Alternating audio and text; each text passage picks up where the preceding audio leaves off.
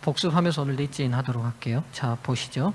지금 7교회 계시가 마치고 난 다음에 지금 우리는 7인의 계시를 하고 있습니다. 7인의 계시는 계시록 4장부터 시작이 됐어요. 4장과 5장에는 하늘 보좌가 보이시면서 예수님께서 이루신 지상의 십자가 사건 이후에, 아이고 제가 왜 답답한가 했더니만 마스크를 쓰고 있어요. 네, 제가 좀 벗겠습니다. 예수님이 십자가 사건 이후에 그 승리가 그분의 원자리였던 하늘 보좌에 다시 재등극하는 장면, 그러니까 여러분 지상에서는 볼 수 없던 장면이 이 계시록을 통해서 하늘 보좌가 열리면서 봤어요. 지상에서는 하늘 왕으로 등극하셨다는 증거로 이르비 성령이 온 건 알았어요. 근데 실질적으로 그분이 어떻게 하늘 보좌에 등극하셨는지를 요한은 이제 이 계시를 통해 우리에게 공개해서 보여준 겁니다. 그러니까 지금 제가 계시록 하면서 여러분에게 계속 강조하고 있는 게 뭐냐면, 눈에 보이고 있는 지구상의 현실 속의 문제를 기독교는 얘기하지 않아요, 여러분. 근본적으로 복음은 이 땅에서 잘 먹고 잘 사는 게 중요하지 않아요. 성경은 그 문제를 다루고 있지 않아요. 아무 문제가 아니에요. 먹어도 죽고 안 먹어도 죽는데 뭐 다뤄봤자 뭐예요, 여러분. 이 땅에서 잘 먹어도 뭐예요? 죽잖아요. 잘 먹으면 살면 괜찮아요. 잘 먹어도 죽잖아요. 못 먹어도요. 죽어요. 서울대 가도 뭐예요? 죽어요. 저대 가도 죽어요. 대학 안 가도 죽고요. 그러니까 여러분, 복음을, 성경을, 기독교를 너무 현실적 종교, 그래서 이게 복음을 희석시키는 거예요, 엄밀히 따지면. 복음의 사람들이, 초기 기독교인들이 복음을 받아들이고 그들이 죽음까지도 초월했던 이유는 뭐냐면, 이 종교, 이 신앙과 이 믿음이 현실의 문제, 근본적 문제를 해결하는 영원한 문제를 다루고 있기 때문이에요, 여러분.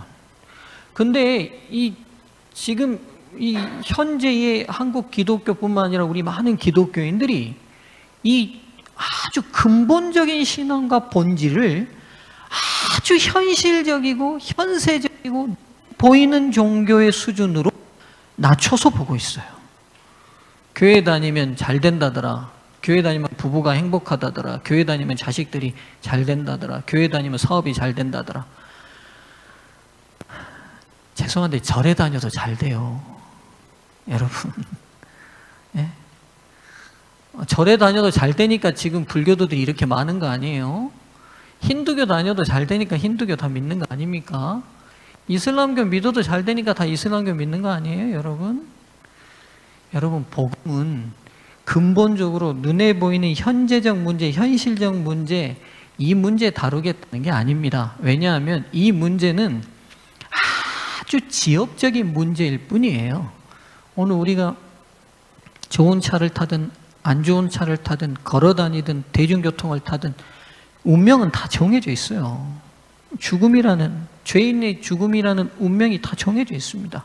근본적으로 이 운명을 바꾸고 이 문명에 대한 해결을 제시하겠다는 게 복음입니다. 그래서 요한계시록은 우리 눈에 보여서 이웃 간에 잘 살고 못 살고의 문제가 아니라 근본적으로 우리의 문제가 어디서 시작되고 어디서 해결돼야 되는지 시선을 하늘로 전환시키고 있습니다. 그렇죠? 그래서 여러분, 때로 계시록을 보다 보면 좀 마음에 부담이 되실 수 있어요. 어떤 부담이 되실 수 있냐면, 내 눈에 보이지 않는 많은 영역을 다루다 보니까, 하늘의 영역을 다루다 보니까 막연하기도 하고 너무 초월되어 있다고 생각하기도 합니다. 그런데 제가 볼 때는 여러분, 이게 막연하고 초월되어 있다기보다는 우리가 모르는 음막 뒤의 영역을 보여주는 부분이니까요. 우리가 계시록을 배울 때 기도 많이 하시고 이 자리에 오시고 계시록을 여셔야 돼요. 그리고 선지자께서 약속하시기를 계시록을 연구하는 곳에는 하나님께서 부흥을 주시겠다고 약속하셨거든요. 저는 그 약속을 믿어요. 네. 제가 굳이 계시록을 강론하는 중요한 이유는 제가 이 약속을 믿고 하는 거예요. 여러분, 이 시대에 성령 받지 않으면 살 수 없는 시대에 우리가 지금 당면했습니다. 성령의 임재 없이는 지금 살 수 없는 시대가 됐어요. 우리에게 부흥이 필요합니다. 성령의 임재가 필요해요. 외부적인 어떤 영향에도 영향받지 않는 내면의 강력한 성령의 임재가 지금 이 시대에 가장 절실히 요청되는 시대입니다. 우리가 이 자리에 오면서 기도하고 계시록을 열 때마다 약속하신 성령의 임재를 꼭 경험하는 기초가 됐으면 좋겠습니다. 자, 그래서 일곱인의 계시는 우리 지상의 거민들의 눈에 가려져 있던 하늘이 열려져 보였습니다. 그래서 예수님께서 하나님 보좌 우편에 계시는 두루마리를 취하시면서 그분의 원자리셨던 하나님의 오른편의 자리에 앉으셨어요. 그분이 등극하시자 온 우주 존재들이 다 어떻게 했어요? 감사와 찬양과 영광을 돌렸어요. 그 말은 뭐냐면 마땅히 하나님이 이 온 우주의 왕권을 가지시고 주권과 통치권을 발휘하시는 분이라는 것을 온 우주 거민과 온 우주의 피조 세계가 다 인정하는데 유독 누구만은 인정하지 않아요? 예, 지구만은요. 지구만은 인정하지 않아요. 그렇죠? 그래서 일곱인의 계시는 하늘 보좌에 등극하신 예수 그리스도의 왕권에 대한 그 주권을 인정하는 사람들, 그리고 끝까지 뭐 하는 사람들요? 거부하는 사람들의 이야기가 일곱인의 이야기입니다. 그래서 첫째 인을 뗐을 때 뭐가 등장했어요? 자, 뭐가 등장했습니까? 흰 말이 등장했는데 이 말이 등장하면서 이기고 계속 이겼어요. 그렇죠? 즉 하늘에 등극하신 예수 그리스도의 왕권을 이 땅에 선포하는 게 복음의 선포거든요. 자, 온 우주의 왕이신 하나님을 인정하고 그분의 주권 아래 다 돌아오라. 이게 복음의 선포예요. 그렇죠? 회개하고 예수를 믿으라는 말이 그 말 아니에요? 하나님의 나라에 모든 백성으로 다시 다 돌아오라는 거예요. 그리고 이 첫째인의 시기가 그래서 예수님 부활하시고 난 다음 34년부터 약 100년까지의 기간을 다루고 있어요. 복음이 이른비 성령이 내리시고 난 다음 방언의 역사가 일어나고 치유의 역사가 일어나서 사람의 각 마음속에 있는 사탄의 영토가 점령돼 가는, 그래서 하나님의 나라가 신속하게 퍼져나가는 복음의 이 승리의 이야기가 첫째인의 이야기입니다. 그 다음 둘째인 때 어떻게 됐어요? 이제 어떤 말이 등장합니까? 붉은 말이 등장했어요. 그리고 뭐라고 말해요? 둘째인이 등장하고 붉은 말이 등장하고 죽음과 핍박이 시작이 됐어요. 자, 하나님의 주권을 인정하는 사람들의 복음 전파를 끝까지 거부하는 사람들이 가만 볼 리가 없죠. 거기에 대한 반작용이 작용했고 첫째인에 등장했던 이 승리를 가로막기 위해서 핍박과 순교가 시작이 됐습니다. 이 시기는 약 AD 100년부터 해서 언제까지요? 313년까지 에베소 교회 서머나 교회의 역사하고 맞는 기간이죠. 이 기간 때문에 많은 순교자들이 배출됐죠. 제가 일곱교회 할 때 많이 말씀을 드렸어요. 자세히 말씀드리지 않겠습니다. 그 다음 셋째인이 등장합니다. 셋째인은 무슨 말이 등장했습니까? 검은 말이 등장했어요. 자, 순교의 역사를 계속하지만 복음을 전하고 하나님의 주권을 인정하는 사람들이 없어져요? 아니면 더 번져나요? 더 번져나죠. 그래서 하나님의 주권을 거부하는 사탄과 악의 무리들이 이제는 셋째인 때 어떤 공격으로 전환해요? 하나님의 복음을 주권을 인정하는 사람들 자체를 오염시키는, 그들을 타락시키는, 그들을 세속화시키는.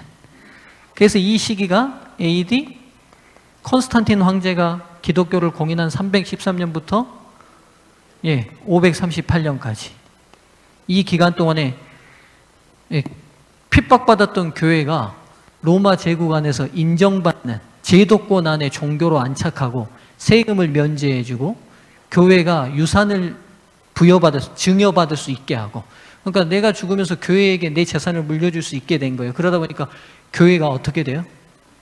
교회가 굉장히 부자가 되고 권력화되고, 그러면서 교회가 굉장히 세속화돼 버립니다. 자, 그 다음 이제 넷째인입니다. 넷째인으로 가시죠. 6장 7절과 8절입니다. 함께 읽을까요? 자, 시작. 넷째인을 떼실 때 내가 넷째 생물의 음성을 들으니 말하되 오라 하기로 내가 보매 청황색 말이 나오는데, 이번에는 어떤 말입니까? 청황색 말이 등장했어요. 그리고 뭐라고 얘기하는지 볼까요? 그 탄자의 이름은 뭐예요? 사망이니 음부가 그 뒤를 따르더라. 그들이 땅의 4분의 1의 권세를 얻어 검과 흉년과 사망과 땅의 짐승들로서 죽이더라. 자, 보세요. 셋째인 때 검은 말이 등장해서 뭐가 왔어요? 흉년이 왔죠. 그렇죠? 한 데나리온에 밀 한 대, 보리석 대, 제가 설명드렸어요. 그렇죠? 이게 뭐에 대한 상징이에요? 밀 한 대면 당시에 제가 뭐라고 말씀드렸어요? 한 사람이 한 데나리온이 한 인건비인데, 당시 한 데나리온을 벌면 온 가족이 다 먹고 살 수 있었어요. 하루를 먹을 수 있었는데, 밀 한 대는 한 사람이 하루 먹는 분량이에요. 한 사람이 하루 먹는. 그러니까 한 데나리온으로 전 가족들이 다 먹었던 물가가 어떻게 돼버린 거예요? 폭등해버린 거예요. 폭등. 그 표현을 한 데나리온에 밀 한 대요, 한 데나리온에 보리 석 대로다, 이렇게 표현한 거예요. 그러니까 뭐가 온 거예요? 기근이 왔어요. 기근이. 어떤 기근? 말씀과 영적 기근이. 이 영적 기근이 진행되다 보니까 넷째인 때는 무슨 말이 등장했냐면 청황색 말이 등장했는데, 헬라어 원어가 뭐냐면요, 사람이 죽고 난 다음에 무슨 색을 띠죠? 시신을. 혹시 보신 분이 있어요? 저도, 네, 검푸른색, 장난이. 잿빛의 회색을 띠게 되는데 딱 그 단어예요. 그러니까 셋째인 이후에 이 영적 기근이 이제는 뭘 불러왔어요? 영적 죽음을 불러온 시대가 도래한 거예요. 그러니까 이 시대가 어느 시대입니까? 538년 로마 교황권이 형성되고, 로마 교황권의 급속한 타락이 언제 제동이 걸려요? 어느 시대에 와서? 1517년 루터가 종교개혁을 일으키기 전까지 중세 근 1000년이 암흑시대로 들어가는, 그때의 표현을 청황색 말로 표현했어요. 그리고 뭐라고 말하면 그 탄자의 이름 자체가 뭐예요? 사망과 죽음이에요. 그리고 뭘로 죽인다고 되어 있어요? 검, 흉년, 사망, 땅의 짐승들이라고 되어 있는데, 이게 다 비유적 상징이죠. 검은 전쟁을 상징하고, 흉년은 영적 기근을 의미하고, 사망, 여기서 사망이라는 단어가 한국어로 번역될 때 약간 번역이 매끄럽지 않은 번역 중에 하나예요. 원어가 뭐냐면 전염병이에요, 이 사망이. 근데 이 중세시대 때 지금보다 더 무서운 전염병이 있었죠. 예, 패스트, 흑사병. 유럽 인구의 3분의 1을 죽였죠. 유럽 인구에. 예언이 놀랍지 않습니까? 저만 놀라운가요? 예. 이때가 여러분, 이 계시록이 써질 때가 언제입니까 지금? AD 100년경이에요. AD 100년경인데 중세시대 때 일어날 작용을 내다보고 하나님께서 요한을 통하여 미리 계시를 주셨어요. 땅의 짐승들. 예언에 있어서 짐승은 뭘 상징하죠? 짐승. 나라와 국가를 상징하잖아요. 그 당시 공권력을 사용해서 얼마나 많은 개신교도들이 죽어나갔어요. 그렇죠? 넷째인. 그래서 중세 암흑 시기를 그대로 상징합니다. 그대로 상징이죠. 자, 근데 여러분, 이 넷째인을 가만 보시면 전부 다 사망이 온 땅을 뒤덮었어요? 아니면 땅의 4분의 1반 뒤덮였어요? 4분의 1반 뒤덮였어요. 굉장히 상당 부분 이런 엄혹한 시대를 겪지만 아직도 이 죽음과 이 사망도 하나님의 손에 의해서 통제되고 있다는 사실을 예언이 보여주고 있어요. 그러니까 중세가 굉장한 암흑시대이기도 시대였지만 이 시대 동안에 유명한 개신교도들인 walden스인들이 활동했고 각처에서 빛을 받은 여러 신실한 사람들이 각처에서 아직 있었어요. 네. 그래서 사단과 악의 무리들이 미치는 영향력이 하나님의 통제 속에서 아직도 역사 속에 하나님의 힘이 작용하고 있다는 사실을 보여주고 있습니다.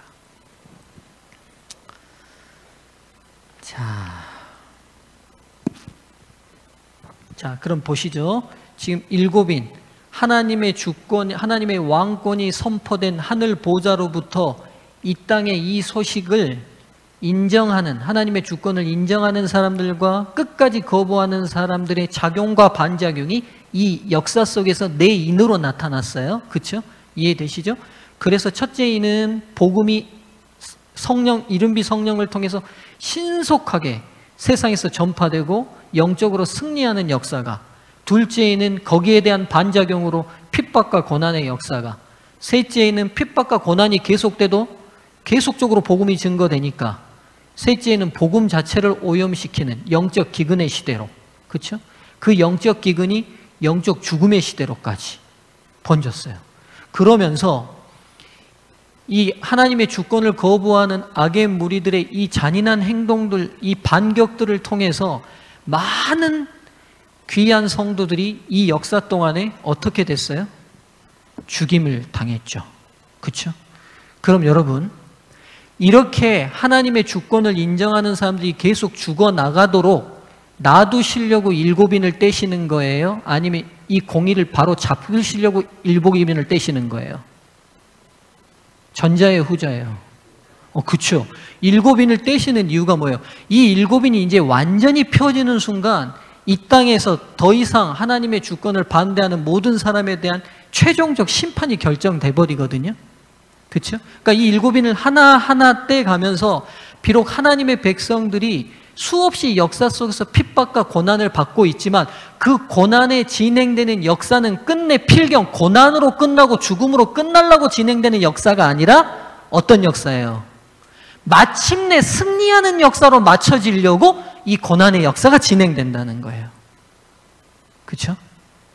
자, 이제 하나님께서 이 일에 대해서 어떻게 반응하실 건지 그 다음 다섯째 인부터 진행이 됩니다. 다섯째 인은 이 넷째 인하고의 반응이 완전히 구조가 다릅니다. 자, 보시죠. 이제 12절부터 17절입니다. 지금 이 자리에 초신자들부터 다 앉아 계셔가지고 제가 설명을 더 자세히 해야 될지, 또 이제 많이 들으신 성도님들은 제가 이 정도만 설명을 해도 이해가 되실 건데 제가 마음에 부담이 있네요. 하여튼 성령께서 여러분들에게 각자 분량대로 밝히 은혜를 주시리라고 제가 믿습니다. 자, 다섯째 인 보겠습니다. 12절부터 17절입니다. 자, 이 본문을 우리가요 함께 읽을게요. 읽으시면서 내용이 어떤 내용인지 잘 이해하시면 좋겠습니다. 시작. 내가 보니, 6장 12절부터입니다. 내가 보니 여섯째 인을 떼실 때에 큰 지진이 나며, 죄송합니다. 다섯째 인을 안 했죠. 예. 제가 인간인가 아셨죠?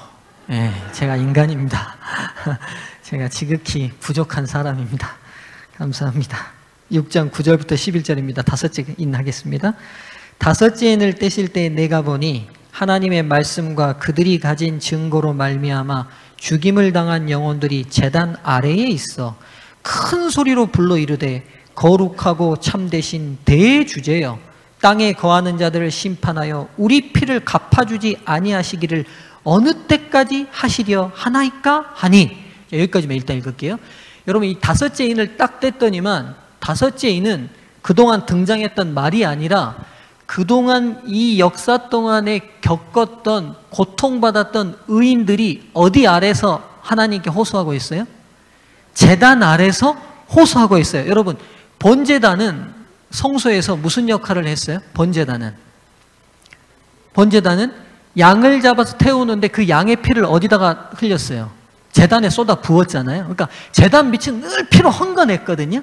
그러니까 제단 밑에 수없이 많이 죽었던 어린 양의 그 피를 의인적으로 뭘 상징하는 거라고 지금 성경이 표현하고 있냐면, 이 기독교의 역사 동안 수없이 그리스도인으로 바르게 살면서 주님께 충성했던 백성들이 순교와 핍박에 피를 흘렸던 상징으로 묘사하고 있어요.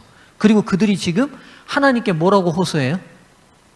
하나님, 사랑과 공의의 하나님, 살아계신 하나님, 온 우주의 왕이신 하나님, 당신의 신실한 백성들이 당신 앞에 충성된다는 이유로 지금 뭐 흘렸어요? 피 흘려 다 죽었습니다. 언제까지 이거 보고만 계시겠습니까?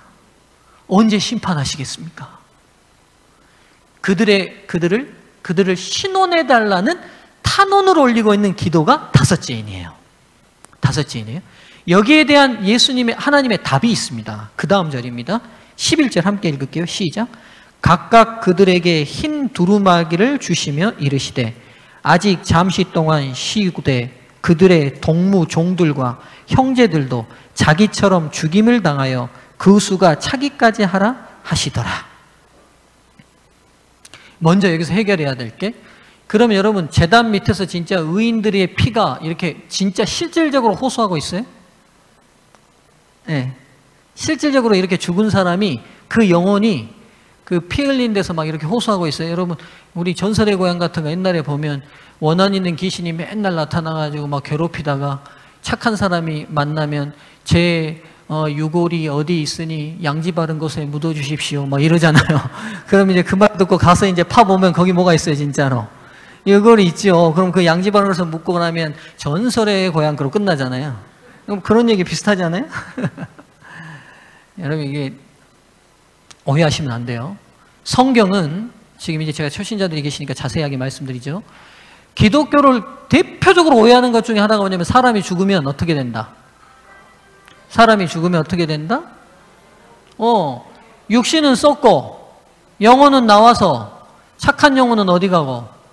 천국 가고, 나쁜 영혼은 지옥 가는데 그 지옥이 어떤 지옥이에요? 네? 네, 끊임없이 불로 고통받지만 또 죽어요, 안 죽어요? 안 죽는 지옥이에요. 여러분, 하나님 잘 믿어야 되지 않겠어요? 그런 지옥 안 가시려면? 네? 여러분, 근데 성경은 그런 지옥이 있다고 말해요, 안 해요?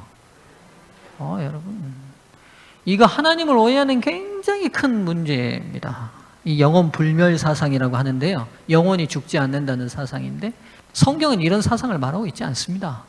성경이 말하는 사상은 사람은 죽으면 어떻게 된다? 네, 우리 기존 교인들 다 알고 계시죠. 흙으로 돌아가 있다가 예수님이 땅에 다시 오실 때 뭐 한다? 다시 부활한다. 성경은 부활 사상을 얘기하지 불멸 사상을 얘기하고 있지 않아요. 그리고 여러분 생각해 보십시오. 만일 지금 기존에 알고 계시는 개념대로 지옥 가서 영원히 고통받는다고 생각하시면 그런 하나님이 사랑이십니까? 여러분, 이 가학성이 남을 이렇게 뭐라고 그러냐면, 남을 계속 고통 주면서 즐기는 사람들을 가학적인 정신병자들이라고 그래요. 그러면 하나님이 그런 분이세요? 80년 죄 지은 것 때문에 막 영원히 불구덩에서 이리 굴리고 저리 굴리고, 이쪽 등짝 구워졌으니까 저쪽 등짝으로 돌려라 막 이러시는, 예? 바베큐 돌리듯이. 여러분, 이거 심각한 문제예요. 이거 심각한 문제라고요. 근데 이런 부분에서 의심을 안 해요, 일반 기독교인들이. 그러면서 어떻게 그분이 십자가에서 우리를 위해서 대신 죽은 하나님으로 믿어요? 앞뒤가 안 맞는데? 앞뒤가 안 맞잖아요. 어떻게 앞뒤가 맞아요? 아니, 자기 목숨을 내걸고 인간을 구원하러 오셨대요, 그 하나님이. 그래서 온갖 멸시 다 받고 십자가에 달려돌아서 인간을 살리셨는데, 안 믿으면 그래, 내가 그렇게 고통 느꼈는데 네가 안 믿어? 옳거니 잘 걸렸다. 니네 이제부터 영원히 불로 꼬실른다. 죽지도 않을 것이다. 영원히.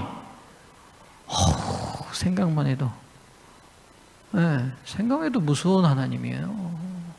그래서 여러분, 제가 신학교 시절에 어느 지역에 전도회를 간 적이 있는데, 장로교를 잘 다니다 교회를 안 다니시는 젊은 자모셨어요. 만나서 제가 성경을 가르쳐 보니까 이분이 안 다니게 된 계기가 그거였어요.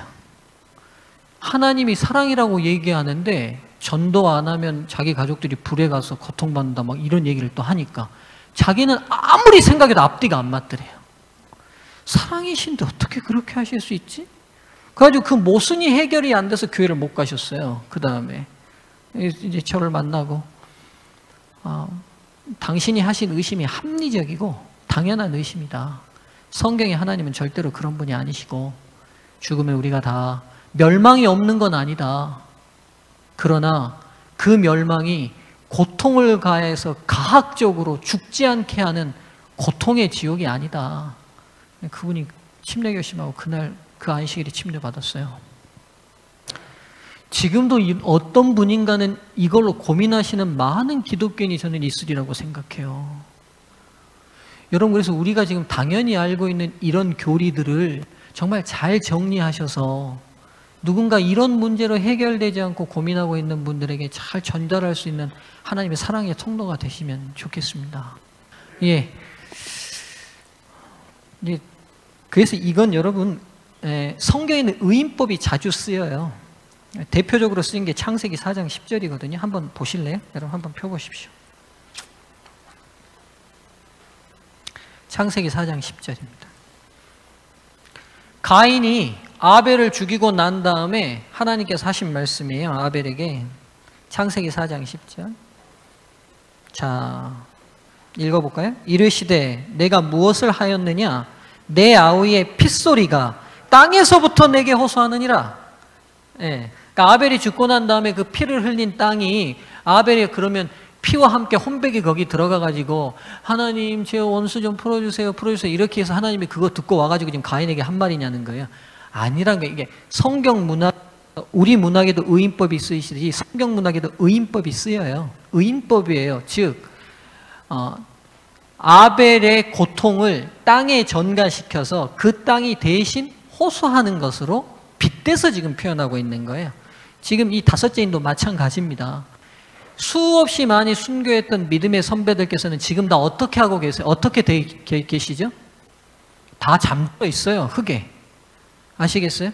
화형을 당하시든 물의 수장을 당하시든 많이 핍박받았던 우리 믿음의 선배들께서는 지금 다 잠들어 계십니다. 그리고 고린도전서 15장처럼 영광 중에 우리 주님 다시 오실 때 그들이 다 부활하게 될 거예요. 그러나 그들이 순교의 현장에서 하나님께 드렸던 호소들, 기도들, 그 모든 기도와 호소들은 하나님께서 하나도 잊어버리고 계시다? 안 잊어버리고 계시다? 안 잊어버리고 계시다는 사실을 이 다섯째인이 보여주고 있어요. 즉 아벨 때부터 흘렸던 믿음의 선배들의 충성된 그 모든 피를 흘리기 전에 그들이 기도했겠어요? 안 했겠어요? 여러분? 기도가 나오지 않았겠어요? 그 억울한 죽음 앞에, 이 답답한 죽음 앞에 하나님, 저의 의로움을 주님이 하시지 않습니까? 주님, 저의 원통함을 주님이 풀어주셔야 하지 않겠습니까? 그 모든 믿음의 기도들을 하나님께서 하나도 놓치지 않고 다 기억하고 계시는 거예요. 그리고 그 호소를 의인법을 써서 제단 아래에 있는 의인들의 피가 호소하는 것처럼 빗대서 지금 오늘 이 다섯째인이 말하고 있습니다. 그때 하나님께서 이들에게 하신 응답이 있어요. 뭐라고 말씀하세요? 그들에게 뭘 줬다? 일단 첫 번째. 지금 첫째인부터 시작돼서 믿음의 피를 흘렸던 많은 귀한 하나님의 백성들에게 하나님께서 뭘 주셨다? 흰 두루마기를 주셨다. 흰 두루마기는 뭐에 대한 상징이에요? 계시록에서. 예, 구원받은 의인이 입는 옷이 흰 두루마기예요. 제가 어렸을 때 성경학교 때 꼭 불렀던 노래가 있어요. 멸류관 쓰네 내 아버지 집, 멸류관 쓰네 내 아버지 집. 그 노래 가사 중에 뭐가 있어요? 흰 옷을 입네 내 아버지 집 있잖아요. 그렇죠? 흰 두루마기는 뭐에 대한 상징이냐면 확실한 구원받은 백성에게 주어지는 상징이에요. 그러니까 기독교가 시작된 AD 34년부터 시작돼서 1517년 그리고 그 이후에도 지금의 2009년까지 수없이 하나님의 백성으로 살아가면서 받았던 모든 순교와 핍박의 현장에 있었던 그 모든 사람들에게는 이미 뭐가 주어진 거예요? 구원의 보장과 확실한 약속이 주어졌어요. 네. 우리가 그 영광스러움은 예수님 재림하실 때 보게 될 겁니다. 네, 보게 될 겁니다. 아직 보지 못해서 그렇지, 네, 그들의 영광스러운 모습을 우리가 재림할 때 보게 될 거예요. 그리고는 그 다음 하신 말씀이 있어요. 뭐라고 말씀하세요? 그리고 잠시 동안 뭐하라? 쉬라고 말씀하세요. 그리고는요, 그들의 동무종들과 형제들도 자기처럼 죽임을 당하여 그 수가 차기까지 하라 하시니라. 무슨 말이에요? 이 순교당한 애들아, 아직 수가 덜 찼다. 더 죽어야 된다. 지금 이렇게 들리죠? 그렇죠? 그 수가 찰 때까지 기다려라. 이렇게 들리죠? 예. 그 말이에요, 여러분. 하나님이 정해놓으신 순교자 수가 있어요. 목표. 이번 순교 목표는 1432만 6200명. 근데 아직 12,000명 덜 찼으니까 먼저 죽은 사람들 쉬고 기다려. 12,000명 타면 게임 오버.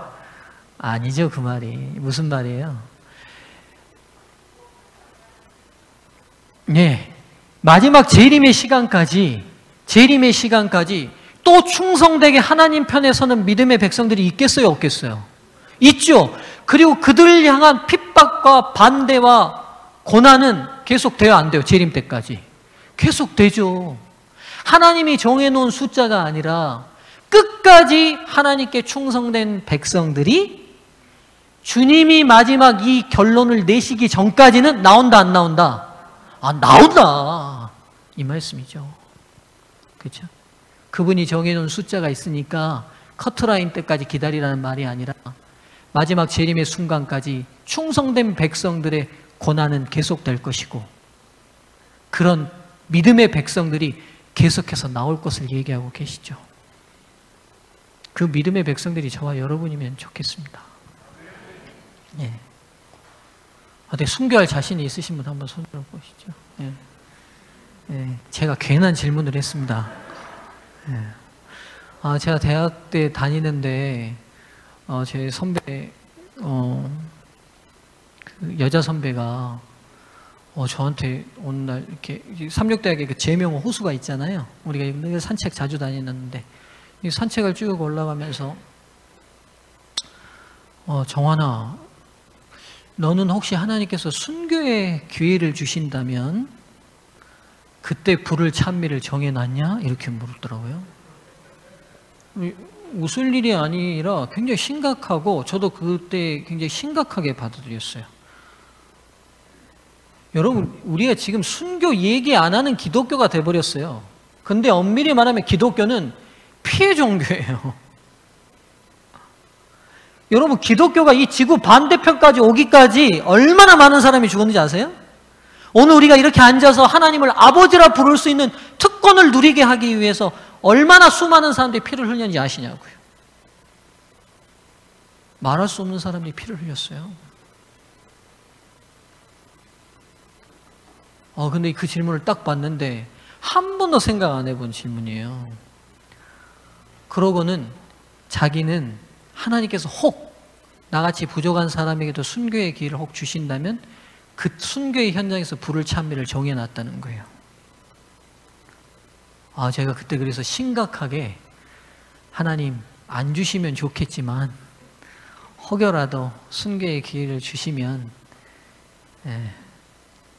이 찬미를 제가 마지막 순간에 부르겠습니다 하고 정해놓은 찬미가 있어요. 몇 장일 것 같습니까? 새 찬미가는 몇 장인지 제가 모르겠는데요. 옛날 찬미는 147장이었어요. 주 예수 내가 알기 전. 주 예수 내가 알기 전 날 먼저 사랑했네. 그 크신 사랑 나타나 내 영혼 거듭났네. 주 나의 안에 계시고 나 주의 안에 있어 저 포도 비유 같으니 참 좋은 나의 친구. 우리 주님이 저를 위해서 당신의 목숨을 아깝지 않게 버리셨는데 혹 주님이 날 위해 네 목숨을 내놓으라 하신다면 제가 기쁘게 하나님, 주님이 원하신다면 주의 제단에 제 삶을 드리겠습니다.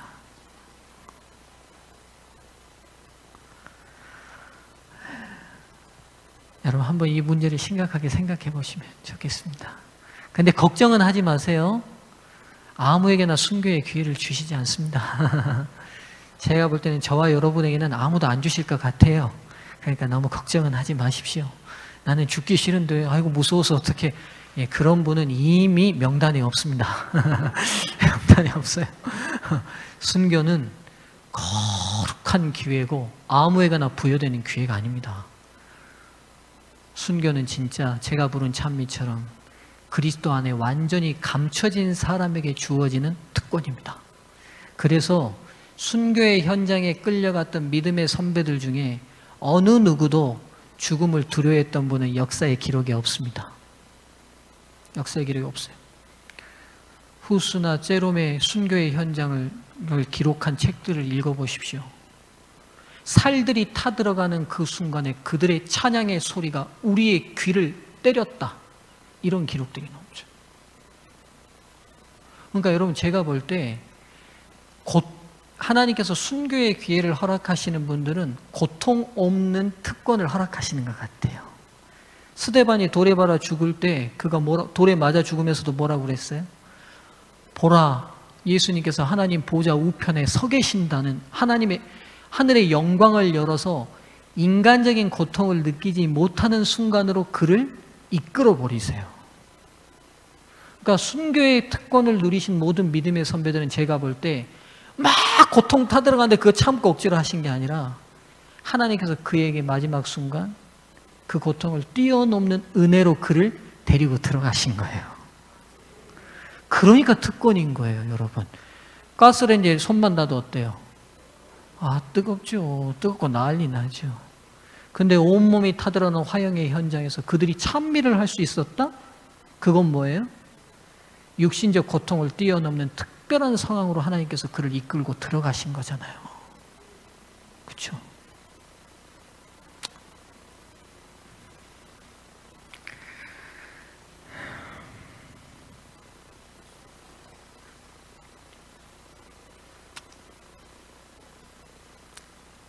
근데 언제부턴가 기독교가 진짜 너무 아니란 종교로 바뀌어버렸죠. 그렇죠? 여기서 말씀을 전하는 저나 이 시대의 많은 기독교인들이나 기독교를 단순히 복 누리는 종교인 것처럼, 복 받는 종교인 것처럼, 현세에서 잘 사는 종교인 것처럼 이 아름다운 피의 향연을, 피의 종교를, 이 아름다운 순교의 종교를 너무 낮은 수준으로 우리가 끌고 내려가고 있지는 않는지 오늘 계시록의 이 제단 아래에 있는 호소가 우리의 마음에 호소하는 것 같습니다. 네. 자, 그래서 여러분 여기 보시면 기다림의 시간이 좀 더 필요함을 말씀하고 계십니다. 여러분 조금만 더 인내합시다. 진짜 예수님 빨리 오시고 끝났으면 좋겠는데 하나님께서 우리에게 더 기다림의 시간이 필요한가 봐요. 그 이유는 아직도 구원받아야 될 백성들이 있으시니까 그러시겠죠. 우리 좀 더 인내하고 기다림의 시간이 필요합니다. 자, 이제 여섯째인 보겠습니다. 여섯째인 맞죠? 예. 12절부터 17절입니다. 자, 오늘 여섯째인까지는 맞춰야 될 것 같습니다. 자, 내가 보니 여섯째 인을 떼실 때 큰 지진이 나며 해가 검은 털로 짠 상복같이 검어지고 달은 온통 피같이 되며 하늘의 별들이 무화과 나무가 대풍에 흔들려 설익은 열매가 떨어지는 것 같이 땅에 떨어지며 하늘은 두루마기가 말리는 것 같이 떠나가고 각 산과 섬이 제자리에서 옮겨지매 땅의 임금들과 왕족들과 장군들과 부자들과 강한 자들과 모든 종과 자유인이 굴과 산들의 바위 틈에 숨어 산들과 바위에게 말하되 우리 위에 떨어져 보좌에 앉으신 이의 얼굴에서와 그 어린 양의 진노에서 우리를 가리라. 그들의 진노에 큰 날이 이르렀으니 누가 능히 서리요 하더라. 아멘. 다섯째인의 의인들의 기도에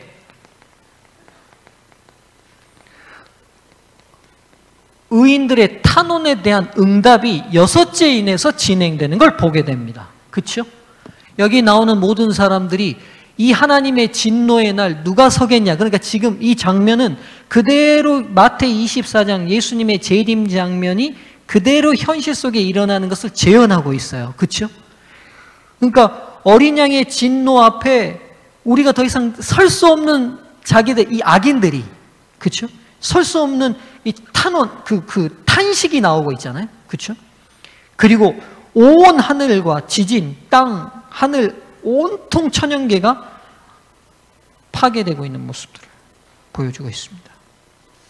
먼저 여러분 12절에 보면 큰 지진이 나며 해가 검어지고 달이 핏빛같이 되고 별들이 어떻게 되겠다? 별이 떨어지겠다. 이 네 가지 예언은 19세기 초기에 다 일단 성취가 됩니다. 여러분 지진이 지금 굉장히 많지만 예수님 당시 2000년 전에는 지진이라는 개념이 있었을까요? 없었을까요? 지진이 그때도 많았을까요? 적었을까요? 예. 그 당시 지질학자들이 연구해 보면 지진은 언제부터 많아졌냐면 18세기를 지나고 19세기가 들어서면서 급격하게 나기 시작합니다.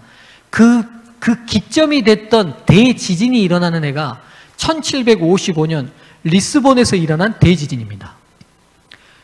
네이버에서 리스본 대지진이라고 한번 쳐보세요. 그러면 이 지진이 얼마나 큰 여파였는지. 이 리스본 대지진을 기점으로 지진이 급격하게 늘어나거든요. 근데 이 리스본 대지진이 얼마나 큰 지진이었냐면 그 당시 리스본만 몇만 명이 죽으면 6만 명이 죽었습니다. 그리고 이 리스본 대지진의 그 지진의 여파가 북아프리카까지 갔어요. 아프리카까지. 그러니까 거의 지구 전체가 흔들릴 만한 엄청난 큰 지진이 1755년에 일어나요.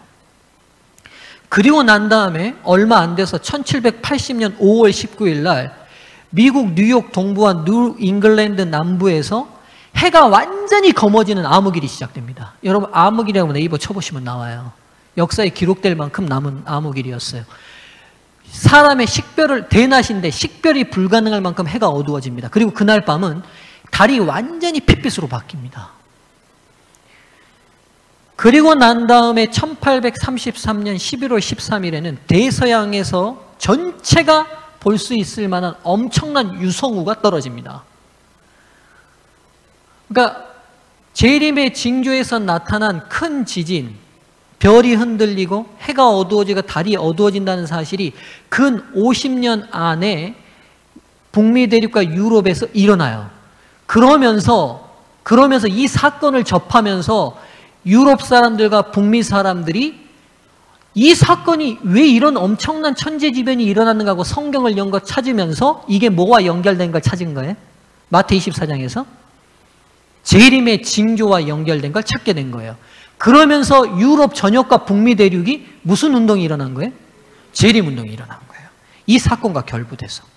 근데 이때 이 사건이 이때는 일어났지만 14절 하늘이 두루마리가 말리는 것 같이 떠나가고 각 산과 섬이 제자리에서 옮겨지는 사건은 이 시대에 일어나지 않아요. 그러니까 지금 여섯째 인을 보실 때 시대적, 시간적 차이가 있다는 사실을 아셔야 돼요. 일단 첫 번째 앞에 일어났던 해, 달, 별이 어두워지고 별이 떨어지고 해가 어두워지고 큰 지진이 일어났던 사건은 19세기 상간에 일어나기 시작해요. 일어났어요. 그러면서 이 운동, 이 사건을 통해서 기독교인들이 성경 어디에 주목하게 된 거예요? 예수님의 재림에 주목하게 된 거예요. 그러면서 재림 운동이 일어나면서 종교개혁으로 흩어져 있던 진리들이 뭐하게 됐어요? 합쳐지게 됐죠. 그러면서 무슨 교회가 출생했어요? 제7일 안식일 예수 재림교회가 출생하게 됐어요. 루터가 시작됐던 종교개혁이 시작은 됐지만 완성이었어요? 미완성이었어요? 미완성이었어요. 왜냐하면 루터가 모든 진리를 다 발견했어요? 못했어요? 못했죠. 이어받은 칼뱅이 종교개혁을 이어받았지만 또 완성을 했어요? 못했어요? 못했죠. 쯔빙글리가, 후스나, 제롬이, 그렇죠? 제세례파가, 침례교가, 성결교가, 그들이 각자 진리를 계속 발견하고 전진은 해갔지만 그 발견한 진리들을 하나로 모으고 진리를 완결짓는 종교개혁의 종결이 안 됐단 말이죠. 그래서 이 지지부진한 종교개혁을 마무리하기 위한 하나님의 특단의 조치가 뭐였냐? 6제인에 계시되어 있는 이 앞에 예언을 먼저 성취시킨 거죠. 그러면서 사람들이 의식이 뭐에 대한 관심을 갖게 된 거예요? 재림에 대한 관심을 갖게 되고, 재림에 대한 관심을 갖게 되니까 서로 자존심으로 네가 오라도 네 말 안 들었던 그 자존심이 다 어떻게 된 거예요? 각 교단마다, 교파마다 자존심이 있어서 저쪽에 오라, 침례교회 침례가 오라. 그런데도 장로교회가 받아들여요? 안 받아들여요? 안 받아들였죠. 각 교단이 있고 자기 자존심이 있으니까. 근데 하늘에서 별이 떨어져요. 해가 완전히 검어져 버려요. 큰 지진이 일어나요. 이런 모든 것들을 통해서 이거 예수님 오신다는 징조인데? 그럼 우리가 우리 자존심, 교단 자존심, 교리 붙들고 있을 일이 아니라 성경으로 돌아가 옳은 건 다 뭐 해야겠다? 받아들여야겠다는 초교파적인 재림운동이 일어나게 된 거죠. 하나님의 섭리예요.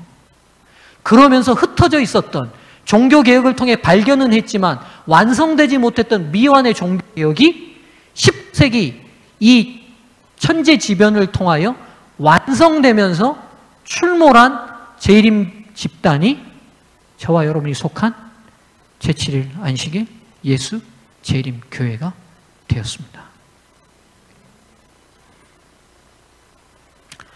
시간이 너무 없는데요. 마칠게요. 여기까지만 하고 그 뒷부분은 다음 시간에 연결해서 하겠습니다.